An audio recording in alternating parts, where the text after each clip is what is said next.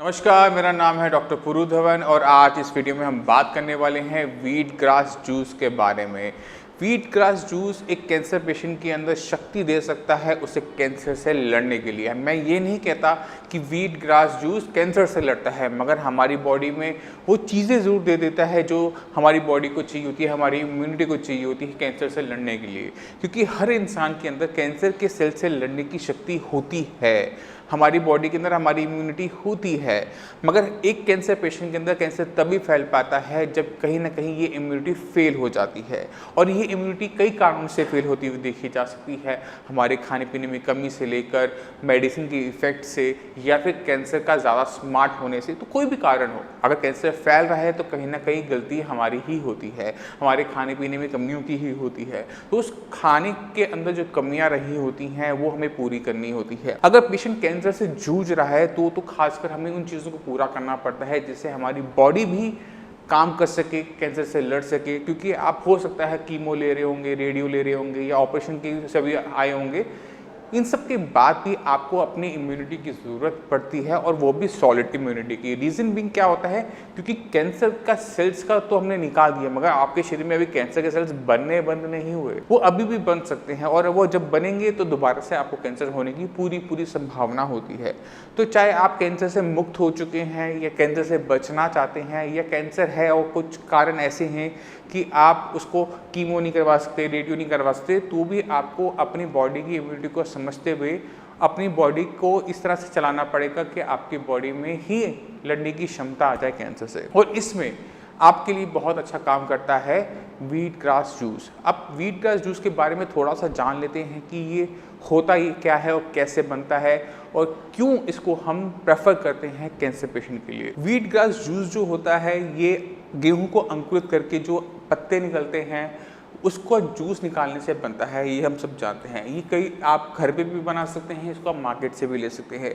मगर हम science engineering में जितने भी पेशेंट आते हैं कैंसर के, उनको यही एडवाइस करते हैं कि अगर आप वीट ग्रास जूस यूज़ करना चाहते हैं तो आप उसको घर का ही बना के कीजिए। आप उसे पैक लेंगे तो उसमें कई टाइप के प्रिजर्वेटिव होंगे उसकी शेल्फ लाइफ बढ़ाने के लिए, जो हमें नहीं चाहिए, हमें कैंसर पेशेंट को नहीं देने। तो उसको सिर्फ अवॉइड करने के लिए प्रेफर ये कीजिए कि आप जो वीट ग्रास जूस है वो घर पे बनाए, गेहूं को घर पे ही अंकुरित करें। तो चलिए ये तो बात होगी वीट ग्रास जूस की, मगर अब देखते हैं कि हमारे लिए क्या से काम कर सकता है वीट ग्रास जूस।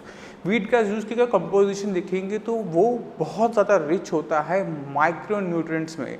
ये वो चीज़ें होती हैं जो हमारे खाने में कहीं ना कहीं कमी रह जाती है। इसमें जिंक हो सकता है, सेलेनियम हो सकता है, थोड़ी सा अमाउंट में कॉपर हो सकता है। ये वो छोटे छोटे माइक्रो न्यूट्रिएंट्स होते हैं जो हम कभी सोचते भी नहीं, कभी सुनते भी नहीं कि हमें खाना चाहिए, इसके लिए हमें ये खाना चाहिए, उसके लिए वो खाना चाहिए। मल्टीविटामिन लेते तो उनके अंदर भी इनकी डेफिशिएंसीज होती हैं। तो इन डेफिशिएंसीज की वजह से ही हमारा इम्यून सिस्टम सही तरीके से काम नहीं कर पाता।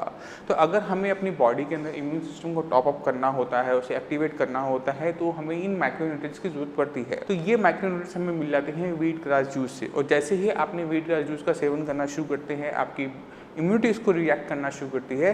तो एक तरीके से आप अपनी जो इम्यूनिटी है उसको हथियार दे देते हैं। और जब उसके पास हथियार होते हैं तो जब आपके कैंसर सेल से जंग करने जाते हैं तो उनकी जीतने की संभावना बढ़ जाती है। इसलिए जितने भी पेशेंट्स हैं कैंसर के, उनको वीट ग्रास जूस का यूज़ करना चाहिए। वो जितना भी बने घर में बनाना चाहिए जिससे उसको मैक्सिमम से मैक्सिमम बेनिफिट मिल सके। क्योंकि कोई भी चीज़ अगर हम कुछ टाइम के लिए छोड़ देते हैं तो उसमें ऑक्सीडेशन होनी शुरू होती है, उसकी प्रॉपर्टीज़ बदलनी शुरू हो जाती है, जो हमें नहीं चाहिए। तो हम क्या करेंगे, वीट ग्रास जूस को घर पे बनाएंगे। तो हम 7 दिन के हिसाब से बनाएंगे, हम 7 क्यारियाँ बनाएंगे गेहूँ की, और हर दिन 1 क्यारी का हम जूस लेंगे और उसको हाथ के हाथ लगा देंगे। इससे क्या होता है कि आपकी जो साइकिल होती है वो कॉन्टिन्यूसली चलती रहती है। अगर जूस सिर्फ 50 ग्राम निकलता है, 25 ग्राम भी निकलता है तो भी सफिशिएंट है, तो भी बहुत है। आपको उसको एक्स्ट्रा ज़्यादा अमाउंट में लेने की ज़रूरत नहीं है। हमें बस ये है कि माइक्रो न्यूट्रिएंट्स की जो आपकी सप्लाई है वो बनी रहनी चाहिए। तो आपसे जितना भी वो अंकुरित होकर जितना भी जूस निकले आप उसको यूज़ कीजिए। आप ये मत सोचिएगा कि कम निकल रहा है, ज़्यादा निकल रहा है, कितने अमाउंट में लेना, कितने अमाउंट में नहीं। आप 7/1 की क्यारी होती है। तो ये तो बात होगी वीट ग्रास जूस के बारे में। तो चलते हैं, देखते हैं कि अब हम कैंसर को और कैसे हरा सकते हैं।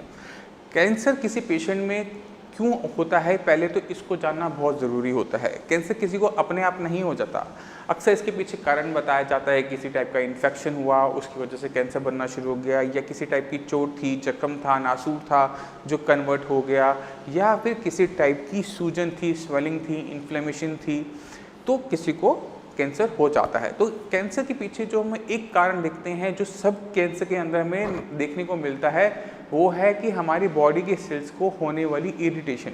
ये इरिटेशन रेडिएशन से हो सकती है, वायरस से हो सकती है, किसी भी कारण से हो रही है, बट ये इरिटेशन और इरिटेशन से होने वाली क्रॉनिक इन्फ्लेमेशन, यानी ऐसी सूजन जो बहुत लंबे टाइम तक बनी रहती है, ये आपको हर एक कैंसर के पेशेंट में कम या ज़्यादा अमाउंट में देखने को मिलेगी। चाहे आप पैनक्रियाटिक कैंसर ले लीजिए, चाहे आप माउथ कैंसर ले लीजिए, चाहे आप सर्विक्स का कैंसर ले लीजिए, आपको हर चीज़ के अंदर एक चीज़ ज़रूर मिलेगी कि किसी न किसी कारण से बॉडी के अंदर इन्फ्लेमेशन, सूजन ज़रूर आई। तो अगर हम चाहते हैं कि कैंसर के पेशेंट के अंदर कैंसर के सेल दोबारा ना बने, तो वो कंट्रोल में रहें, तो हमें कुछ अपनी सोच को बदलना पड़ता है। हमें दोनों तरीके से काम करना पड़ता है। हमें उस फैक्ट्री को हटाना पड़ता है जहाँ से कैंसर के सेल बन रहे थे, और वो थी वो इन्फ्लेमेशन, सूजन जो काफ़ी लंबे टाइम से आपकी बॉडी में बनी हुई थी। वो आपकी आंतों में हो भी हो सकती है। तो हमने क्या करना है, हमने उस सूजन को उठाना है। तो हमें ऐसे फूड्स, ऐसी मेडिसिन का यूज़ करना पड़ता है जो एंटी इन्फ्लेमेटरी होती है, एंटी सूजन वाली होती है, उन्हें सूजन को घटाने वाली। तो जब भी हम कैंसर के पेशेंट के अंदर एंटी इन्फ्लेमेटरी ड्रग्स देते हैं, चाहे इसको आप हल्दी भी कहते हैं, जिसको आप वीट ग्रास भी कह सकते हैं, जिसको आप तुलसी भी कह सकते हैं, तो ये जो ड्रग्स आपकी बॉडी में जाते हैं, तो ये क्या करते हैं, कैसे एंटी कैंसर होते हैं? ये इसलिए एंटी कैंसर होते हैं क्योंकि ये एंटी इन्फ्लेमेटरी होते हैं, और एंटी इन्फ्लेमेटरी होने की वजह से ही ये आपको कैंसर से बचा पाते हैं। जिसको कैंसर नहीं हुआ उसको नहीं होने देते, क्योंकि सूजन को नहीं आने देते। मगर जिनके अंदर कैंसर आ जाता है, वहाँ पर हमारी जो अप्रोच होती है वो थोड़ी सी बदल जाती है। कैंसर के सेल्स जब बॉडी में आ जाते हैं, बनने शुरू हो जाते हैं, ट्यूमर बनाते हैं, तो उस ट्यूमर को, सेल्स को क्या करना, एनर्जी चाहिए होती है। एनर्जी के लिए उसको ऑक्सीजन चाहिए होती है, उसे ब्लड सप्लाई चाहिए होती है। तो अगर हम एक बढ़ते हुए कैंसर को रोकना चाहते हैं, तो हमें दो तरीके से काम करना पड़ता है। एक तो पहले जो इन्फ्लेमेशन, जो कारण था कैंसर सेल्स बनने का, उसे रोकना पड़ता है कि ये ना हो कि वो और कैंसर सेल्स बनाना शुरू कर दे, तो उसको हम कम करेंगे, ख़त्म करेंगे। दूसरा, जो सेल्स बॉडी के अंदर है, उससे लड़ने की क्षमता आपकी बॉडी के अंदर ही है, आपकी इम्यूनिटी के पास ही है। हर बॉडी के अंदर एंटी कैंसर सेल्स होते हैं। अगर आपकी बॉडी में कैंसर फैल रहा है तो इस वजह से फैल रहा है क्योंकि आपके एंटी कैंसर सेल सही तरीके से काम नहीं कर पा रहे। इसलिए हमें आपके खाने पे बहुत ध्यान देना पड़ता है कि आपकी बॉडी के अंदर सही तरीके से, सही अमाउंट में अच्छा खाना जाए, जिससे आपके जो एंटी कैंसर सेल्स हैं वो एक्टिवेट हो सके, और होने वाली फ्यूचर में संभावना, और जो आपकी बॉडी में ऑलरेडी कैंसर है उसे लड़ने की शक्ति आपकी बॉडी के पास आ जाए। दूसरा, जब आपकी बॉडी के अंदर ट्यूमर को बहुत ज़्यादा ऑक्सीजन चाहिए, ब्लड चाहिए, तो वो क्या करता है, कुछ टाइम में अपनी एक ब्लड सप्लाई बनाना शुरू करता है। अगर किसी तरीके से इस ब्लड सप्लाई को ना बनने दिया जाए तो फ़ायदा क्या होता है कि ना सिर्फ ट्यूमर के पास ना सिर्फ ब्लड पहुँचने से बंद हो जाता है, ऑक्सीजन पहुंचना बंद हो जाती है, और उस पर जब आपके एंटी कैंसर सेल एक साथ काम करना शुरू करते हैं तो ट्यूमर का जो साइज़ है, कैंसर का जो साइज़ है, वो घटना शुरू हो जाता है, वो मरना शुरू हो जाता है। इसके लिए हमें जो मेडिसिन यूज़ करनी पड़ती है वो होती है एंटी एंजियोजेनेसिस।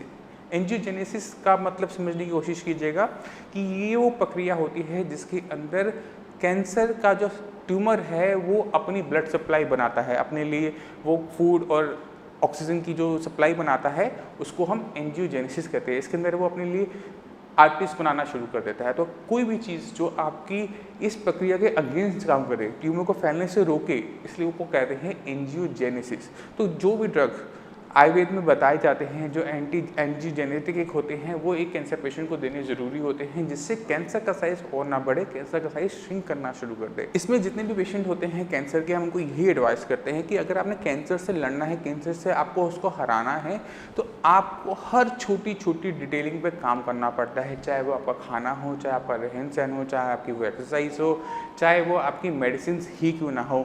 अगर कैंसर को हराना है तो हमें चारों तरफ से हमला करना पड़ता है, तब जाकर हमें वो बेनिफिट मिल पाता है। हमने अपने बॉडी के अंदर वो चीज़ें डालनी हैं जिससे हमारी इम्यूनिटी फास्ट हो जाए। हमने बॉडी के अंदर मैक्रोन्यूट्रिएंट्स डालने हैं। हमने बॉडी के अंदर मीठा बिल्कुल नहीं डालना, कोई आलू नहीं खाने, कोई चावल नहीं खाना, कोई मैदा नहीं खाना, कुछ भी मीठा नहीं खाना। उससे क्या होता है, बॉडी में कम अमाउंट में ग्लूकोज जाता है और आपके सेल्स को बढ़ने, कैंसर के सेल्स को बढ़ने के लिए कम एनर्जी मिलती है, जिससे वो कंट्रोल में रहना शुरू कर देते हैं। साइड बाई साइड हमें बॉडी का जो पीएच होता है उसे बदलने की कोशिश करनी होती है कि हमारा जो पीएच है वो अल्कलाइन साइड पर जाना शुरू करे, क्योंकि जो कैंसर के सेल हैं वो एसिडिक मीडियम में, एसिडिक बॉडी के अंदर बहुत तेज़ी से फैलते हैं, तो हमें उस पर काम करना पड़ता है। प्लस में ऐसी मेडिसिन देनी पड़ती है जो एंटी एंजियोजेनेसिस हो कि जो इसकी सप्लाई है, ट्यूमर की सप्लाई है वो ना बने। जब आप चारों तरफ से किसी चीज़ के ऊपर हमला करते हैं तो ऑब्वियस है आपकी जो जीतने की परसेंटेज होती है वो बढ़ जाती है। ये सब चीज़ें ना सिर्फ पेशेंट के अंदर कैंसर को फैलने से रोकती है, बल्कि जो कैंसर फैल रहा है उसको भी सिकुड़ना शुरू कर देती है, क्योंकि उसके जो अनुरूप जो चीज़ें इन्वायरमेंट आपकी बॉडी में पहले बनी हुई थी, जो उसको फेवर कर रही थी बढ़ने के लिए, अब वो ख़त्म होनी शुरू हो गई। तो एक कैंसर के पेशेंट को इस चीज़ को समझना ज़रूरी हो जाता है कि कैंसर आकर आपकी बॉडी में पनप रहा है, बढ़ रहा है, पैदा हुआ, तो वो क्योंकि आपकी बॉडी में वो उसको इन्वायरमेंट मिला, उसे कारण मिला, तभी तो वो फैल पाया। क्योंकि हर कोई जो तंबाकू खाता है उसे कैंसर नहीं होता, हर कोई जो सिगरेट पीता है उसे कैंसर नहीं होता। तो कैंसर उन्हीं पेशेंट में ज़्यादा होता है जहाँ पर बॉडी के अंदर माहौल ऐसा होता है कि जहाँ पर कैंसर का सेल फैल पाए। ऐसा नहीं था जिसने सिगरेट पी थी आपके साथ आपके दोस्त, उनके अंदर कैंसर के सेल नहीं बने, मगर बॉडी की इम्यूनिटी ने उनको नहीं फैलने दिया। आपकी बॉडी में आपकी इम्यूनिटी कमज़ोर रहेगी, इस वजह से ही तो वो फैले। तो हमें अपनी बॉडी के हिसाब से एक एंटी कैंसर के अगेंस्ट इन्वायरमेंट बनाना पड़ता है, जिससे आपकी बॉडी खुद ब खुद कैंसर के सेल से लड़ सके और उन्हें जीत सके। तो ये बहुत छोटा बेसिक्स था जिससे साइंस इंजीनियरिंग काम करता है। साइंस इंजीनियरिंग पेशेंट्स को आराम देता है, साइंस इंजीनियरिंग कैंसर के सेल्स को सिकुड़ने में, ट्यूमर को सिकुड़ने में हेल्प करता है। फिर भी आपके माइंड में कोई भी डाउट हो, कुछ भी पूछना चाहते हो कैंसर के बारे में, तो आप हमारी साइट cancerrelief.in पर जाकर भी फर्दर इन्फॉर्मेशन ले सकते हैं। आप